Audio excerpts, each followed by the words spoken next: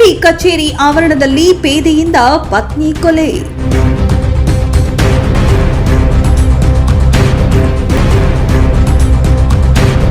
ಕೌಟುಂಬಿಕ ಜಗಳ, ಕೊಲೆಯಲ್ಲಿ ಅಂತ್ಯ.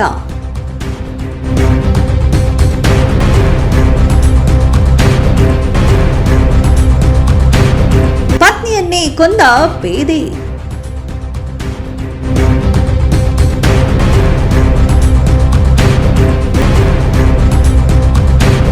ಹಾಸನ ಎಸ್ಪಿ ಕಚೇರಿ ಆವರಣದಲ್ಲಿ ನಡೆದ ದುರ್ಘಟನೆ.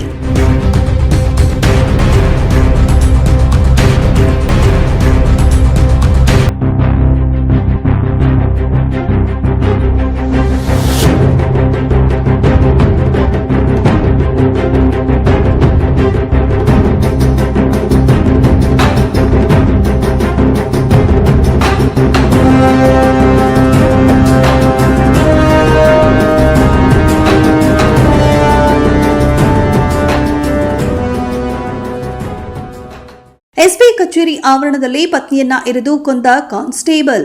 ಕೌಟುಂಬಿಕ ಕಲಹದ ಹಿನ್ನೆಲೆಯಲ್ಲಿ ದೂರು ನೀಡಲು ಬಂದಿದ್ದ ಪತ್ನಿ ಮಮತಾ ಆರೋಪಿಯನ್ನ ವಶಕ್ಕೆ ಪಡೆದ ಪೊಲೀಸರು.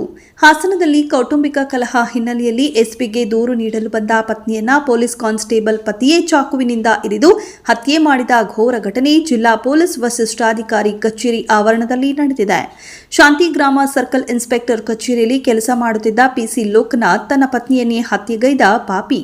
ದೂರು ಕೊಡಲು ಬಂದ ಆಕೆಯನ್ನ ಚಾಕುವಿನಿಂದ ಇರಿದಿದ್ದನ್ನ ಕಂಡ ಸ್ಥಳದಲ್ಲಿದ್ದ ಪೊಲೀಸರು ಪತ್ನಿ ಮಮತಾಳನ್ನ ತಕ್ಷಣವೇ ಹಿಮ್ಸ್ ಆಸ್ಪತ್ರೆಗೆ ಸಾಗಿಸಿದಾದರೂ ಕೂಡ ಚಿಕಿತ್ಸೆಗೆ ಸ್ಪಂದಿಸದೆ ಅವರು ಮೃತಪಟ್ಟಿದ್ದಾರೆ.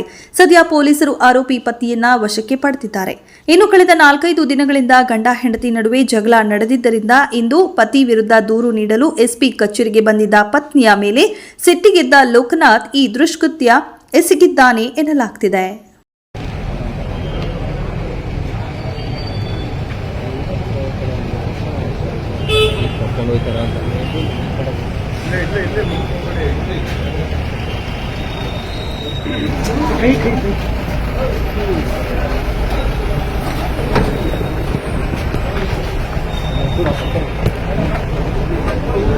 Ready?